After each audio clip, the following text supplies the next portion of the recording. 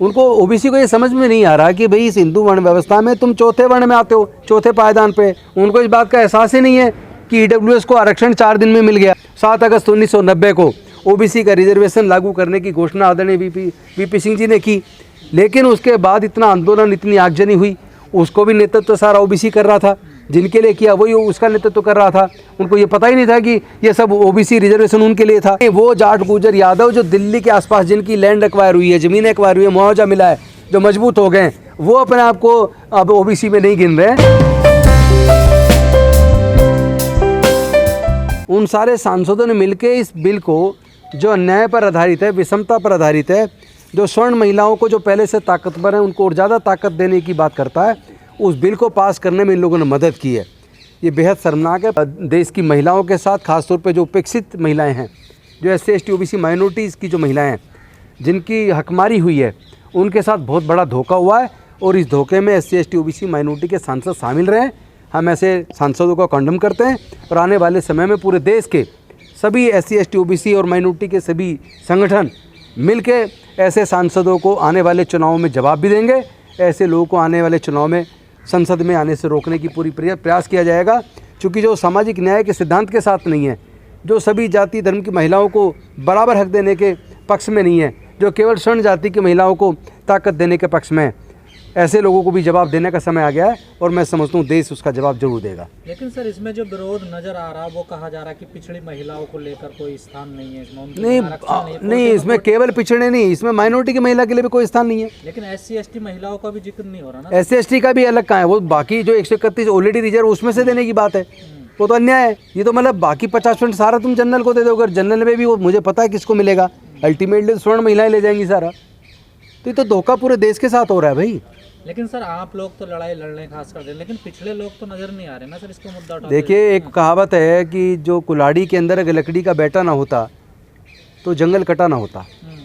तो ये पूरे जो बिल पास हो रहे हैं, जो जितने भी नुकसान हो रहे हैं, जो EWS का पास हुआ, उनको ओबीसी को ये समझ में नहीं आ रहा कि भाई इस हिंदू वर्ण व्यवस्था में तुम चौथे वर्ण में आते हो, चौथे पायदान पे, चौथे नंबर की तुम्हारी नागरिकता है। और दूसरी बात, उनको भी मनुस्मृति ने पढ़ने से, शिक्षा से, व्यापार से वंचित रखा, मानवता के दर्जे से वंचित रखा। उनको इस बात का एहसास ही नहीं है कि EWS को आरक्षण 4 दिन में मिल गया। जनरल कैटेगरी को 12% लोगों को 10% आरक्षण बिना किसी सर्वे के, बिना किसी डिमांड के, बिना किसी आंदोलन के, बिना किसी कमीशन के अपॉइंट हुए, उनको 4 दिन के अंदर मिल गया। एक दिन में कैबिनेट में पास हुआ, अगले दिन लोकसभा में पास हुआ, राज्यसभा समाप्त हो गई थी, राज्यसभा का एक दिन बढ़ाया गया, तो तीसरे दिन राज्यसभा में पास, और चौथे दिन आधी रात को साइन करके राष्ट्रपति से उसका नोटिफिकेशन निकाल के 4 दिन में दे दिया। तो ओबीसी को ये बात समझ में नहीं आती क्या कि उनको 43 साल लगे। 1951 में काका कालेलकर आयोग आया ओबीसी रिजर्वेशन को लेके, उसकी रिपोर्ट आई, दबा दी गई। 1978 में बीपी मंडल कमीशन बना ओबीसी रिजर्वेशन के लिए, उसकी रिपोर्ट आई, वो खत्ते में दबा दी। 80 में रिपोर्ट आई, खत्ते में दब गई। 7 अगस्त 1990 को ओबीसी का रिजर्वेशन लागू करने की घोषणा आदरणीय वीपी सिंह जी ने की, लेकिन उसके बाद इतना आंदोलन, इतनी आगजनी हुई, उसको भी नेतृत्व सारा ओबीसी कर रहा था। जिनके लिए किया वही उसका नेतृत्व कर रहा था। उनको ये पता ही नहीं था कि ये सब ओबीसी रिजर्वेशन उनके लिए था। और इससे भी ज़्यादा शर्मनाक बात यह है कि वो लोग कोर्ट गए और कोर्ट में 2 साल तक कोर्ट में स्टे हुआ, केस लटका रहा, और 92 में जजमेंट आया, लेकिन नोटिफिकेशन होने में पूरा 1 साल लगा। यानी कि ओबीसी को रिजर्वेशन लेने में जो उनका हक था, उसको पूरे 43 साल लगे। 52% जनसंख्या को 27% और आरक्षण लेने में 43 साल लगे, वो भी 27 पूरा नहीं मिला।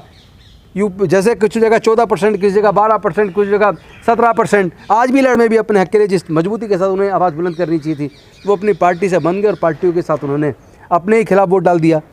लेकिन इस लड़ाई को लड़ा जाएगा। ओबीसी में बहुत लोग अब समझदार हो रहे हैं, जिनको पूरा कंसेप्ट समझ आ रहा है, पूरा धोखा उनको समझ आ रहा है किस तरह उनके साथ धोखेबाजी हुई है।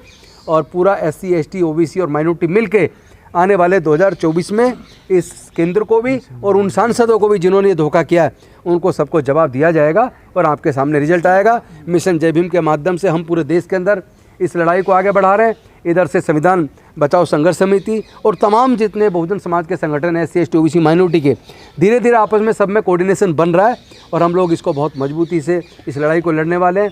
अभी 10 सितंबर को बहुजन एकता सम्मेलन और राष्ट्रीय बौद्ध सम्मेलन जयपुर के अंदर बहुत सफलतापूर्वक संपन्न हुआ। 26 नवंबर को फिर से राष्ट्रीय बौद्ध सम्मेलन बहुजन एकता सम्मेलन गुजरात के अहमदाबाद के अंदर होने वाला है, जिसमें 1 लाख लोग शिरकत करने वाले हैं। उसके बाद 3 दिसंबर को दिल्ली के रामलीला मैदान में 1 लाख लोग बहुजन समाज के SC ST OBC माइनॉरिटी के 1 लाख से ज़्यादा लोग इकट्ठे होंगे और इस लड़ाई को हम अंजाम तक पहुँचाएँगे। हम रुकने वाले नहीं हैं। धीरे धीरे सारी तस्वीरें क्लियर हो रही हैं कि असल में धोखेबाज कौन है, कौन हकमारी कर रहा है। जिसकी जितनी संख्या भारी उसकी उतनी हिस्सेदारी। इस मूवमेंट को हम आगे बढ़ाने वाले हैं और निश्चित तौर पर आने वाले समय में हमारी जीत होगी। सर आपको नहीं लग रहा आप OBC को जबरदस्ती खींच रहे हैं, वो आपके साथ आना नहीं चाहते? नहीं, इसलिए मुझे ऐसा नहीं लग रहा, चूँकि यूपी का मैंने पूरे यूपी का दौरा किया। बड़ी मात्रा में OBC समाज इस सामाजिक न्याय के सिद्धांत पे साथ आ रहा है और बौद्ध धम्म संसद के अंदर आ रहा है, सब जगह आ रहा है। अभी मैं 5 राज्यों का दौरा करके आया हूँ, जिसमें राजस्थान, गुजरात, कर्नाटका, महाराष्ट्र, तेलंगाना, इन सारे राज्यों में देखा OBC के लोग तेज़ी से बड़ी मात्रा में उनको समझ आ रहा है, वो आ रहे हैं।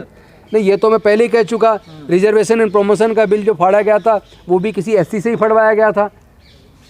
तो ये मैं ये नहीं कह रहा हूँ कि SC ST OBC और माइनॉरिटी के सारे लोग जागरूक हो गए। वो अगर जागरूक हो जाते तो ये बिल ही नहीं आता, फिर मांगना नहीं पड़ता, फिर तो 50% SC ST OBC और माइनॉरिटी की महिलाओं को मिल जाता। लेकिन जागरूकता बढ़ रही है। ये कह के वो ज़बरदस्ती खींच रहे, वो साथ नहीं आ रहा, तो इससे तो जो लोग आ रहे हैं हम उनको भी गंवा देंगे। तो ये कोई अकलबंदी वाली लड़ाई नहीं होगी। कम से कम जो लोग उनमें जागरूक हो रहे हैं, सच को जान रहे हैं, वो साथ आ रहे हैं। और जिनको पता नहीं था धीरे धीरे उनको पता लगेगा, वो लोग भी साथ आएंगे, हमें पूरी उम्मीद है। क्योंकि जब तक किसी को ये एहसास ना हो कि तुम्हारी हकमारी हो रही है, तब तक हक मरेगा। जिस दिन उनको पता लग जाएगा उनकी हकमारी हुई है, वो लोग भी इस लड़ाई में शामिल होंगे। जाट गुर्जर यादव तो अपने आप को पिछड़ा मानने को तैयार ही नहीं, वो जाट गुर्जर यादव जो दिल्ली के आसपास जिनकी लैंड एक्वायर हुई है, ज़मीन एक्वायर हुई है, मुआवजा मिला है, जो मजबूत हो गए, वो अपने आप को अब OBC में नहीं गिन रहे हैं। लेकिन बाकी चूँकि पूरे देश में जा रहा हूँ, वहाँ उन समाजों में भी गरीब लोग हैं, बहुत पिछड़े लोग हैं जो मुख्य धारा में नहीं आए हैं, वो लोग उस सच को समझ रहे हैं। और आप केवल दिल्ली के आसपास देख रहे हैं, इसलिए आपको ऐसा प्रतीत हो रहा है। रमेश बुधोड़ी सर नहीं बोले महिला आरक्षण बिल पर, लेकिन जो उन्होंने जो अदानी पे बोल दिया बड़ा। ऐसा रमेश बुधोड़ी जैसे लोग तैयार किए जाते हैं जिससे कि उन्हीं के समाज का कत्ल उन्हीं के हाथों करवाया जाए। उमा भारती बोले सर अकेली महिला OBC की। उमा भारती जी बोली हैं, लेकिन वो तब बोली हैं जब उनको सत्ता से दूर रखा हुआ है। आज जो वो सत्ता में भारतीय जनता पार्टी है, तो सत्ता में लाने के लिए शुरुआत किसने की? शुरुआत तो कल्याण सिंह जी ने, उमा भारती जी ने, विनय कटियार जी ने, ऐसे लोगों ने, छगन भुजबल जी, ऐसे लोग जो OBC के लोग हैं, उन्होंने तो भारतीय जनता पार्टी को धीरे धीरे करके इतना मजबूत बनाया। और उन्हीं का भारतीय जनता पार्टी ने खत्म कर दिया, उनको जीरो कर दिया। मोदी जी पिछड़ा क्लेम कर रहे हैं, पिछड़े हैं नहीं। किन महिलाओं को फायदा होने वाला है? इसमें तो पूरी तरीके से स्वर्ण जाति की महिलाओं को फ़ायदा होगा। इसमें किसी SC ST OBC माइनॉरिटी की महिलाओं को कोई ज़्यादा फायदा होने वाला नहीं है। सरकार का पैसा खर्च करके और प्रचार करना आसान है, और वो कर भी रहे हैं। देखना तो कोर्ट को चाहिए, इलेक्शन कमीशन को चाहिए कि ऐसे उस पर सरकारी खर्चे पर रोक लगाई जाए। क्योंकि सरकारी खर्चे का पैसे का इस्तेमाल करके वो अपना प्रचार कर रहे हैं, अपनी पार्टी का प्रचार कर रहे हैं। कांग्रेस बड़ी प्रखरता से सवाल उठा रही है, पिछड़ों की बात कर रही है। देखिए, कांग्रेस प्रखरता से उठा रही है, लेकिन कांग्रेस को भी अपने चरित्र में झांकना पड़ेगा। 2011 की जनगणना कांग्रेस ने जातिगत जनगणना कराई थी, लेकिन उसके आंकड़े जारी नहीं किए। और उस वक्त जो बिल लेके आई थी वो भी कांग्रेस लेके आई थी, महिला आरक्षण का। उस वक्त भी वो OBC SC ST माइनॉरिटी चारों को तो उन्होंने हक देने की बात नहीं की थी। अच्छी बात है, चलो दे रहा है, दुरुस्त है। अगर आज वो सामाजिक न्याय के सिद्धांत पे कांग्रेस आ रही है, लेकिन बहुत अच्छी बात है। और हम इंडिया गठबंधन को जिताने के लिए तो हमने आह्वान भी किया है। लेकिन मैंने साथ में अपने SC ST OBC माइनॉरिटी के लोगों को ये भी कहना चाहता हूँ, एक लड़ाई फिर इंडिया जब गठबंधन की सरकार बनेगी, एक लड़ाई उसके खिलाफ भी लड़नी पड़ेगी। ऐसा नहीं है वो सरकार बन जाएगी तो सब कुछ मिल जाएगा। उनको भी जब तक सामाजिक pressure SC ST OBC minority के लोग नहीं बनाएंगे, तब तक इंडिया गठबंधन की सरकार अगर बन जाती है तो वो भी न्याय आसानी से देने वाली नहीं है। तो सबके सामने महिलाओं के साथ तो धोखा हो गया है, कर दिया है उन्होंने। कर नहीं रहे, कर चुके हैं, वो धोखा कर चुके हैं और वो बार बार धोखा दे रहे हैं। कोई नई बात नहीं, उनकी आदतन इस तरह का धोखा देते रहते हैं। झूठ बोलते हैं, लोगों को झूठा प्रचार करके वोट ले लेते हैं और बाद में अपने वादे से भाग जाते हैं। ये कोई नई बात नहीं चेंज हो जाएगा। नहीं, अगर उनकी सरकार आती है, उनके तो एजेंडे में है संविधान बदलना। लेकिन भारत के लोग इतने कमज़ोर नहीं है। जिस संविधान ने उनको न्याय प्रदान किया है, जिस संविधान को ने उनको हिस्सेदारी भागीदारी दी है, चाहे वो कम ही मिली है, वो पूरी छिन जाने वाली है। तो लोगों को समझ में आ रहा है, उसको लोग सफल नहीं होने देंगे। 2024 में निश्चित तौर पर भारतीय जनता पार्टी और उनका पूरा गठबंधन मिलके 200 के आसपास उनको सीट मिलने वाली है और वो बुरी तरह हारने वाले हैं। लेकिन सर, जो OBC के लोग हैं वो तो खेत खलियान वाले हैं। कितने वाइस चांसलर हैं उनके? एक वाइस चांसलर उनका नहीं है। सुप्रीम कोर्ट में एक जज नहीं है उनका।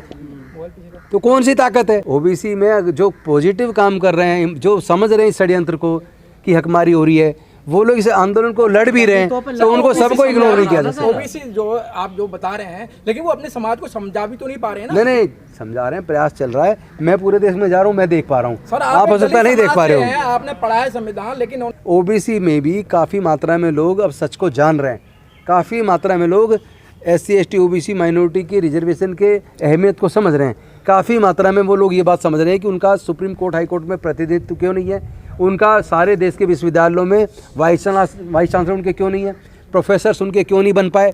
धीरे धीरे उनमें जो पढ़े लिखे लोग हैं, बुद्धिवादी चिंतक लोग हैं, उनको समझ आ रहा है और वो लोग अपने समाज के लोगों को समझा रहे हैं। ये कह के कि वो बिल्कुल ही नहीं समझ रहे हैं, इससे तो हम उन लोगों का भी अपमान करेंगे जो ओबीसी लोग समझ के इस आंदोलन में आगे आके काम कर रहे लेकिन हैं। सन 1990 में मंडल आयोग की जो रिपोर्ट आई थी, लागू की गई थी, सब ज्यादा ओबीसी ने विरोध किया था, बड़े किया था। मुझे लगता है उसमें थोड़ी सी सरकार की भी गलती थी कि उन्होंने जल्दबाजी में लागू करने की घोषणा तो की, लेकिन घोषणा करने से पहले उन्हें टीवी चैनल के माध्यम से, अखबार के माध्यम से ये भी बताना चाहिए था कि ये मंडल कमीशन की जो सिफारिशें लागू हुई हैं, इससे SC ST के रिजर्वेशन उसका नहीं बढ़ाया जा रहा, बल्कि OBC जो वंचित रहेगा उसको दिया जा रहा है। लेकिन उनको लगा जैसे SC ST का बढ़ा दिया, और दूसरे लोगों ने चालाक लोग उनका इस्तेमाल किया, उनको दिग्भ्रमित किया और उनको उसमें लड़ाई में झोंक दिया।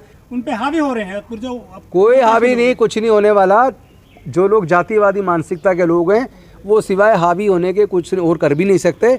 लेकिन ज़मीन पर आंदोलन SC ST OBC माइनॉरिटी का मजबूती से चल रहा है और आपके सामने रिजल्ट होगा। निश्चित तौर पे NDA की बहुत भारी हार होने वाली है।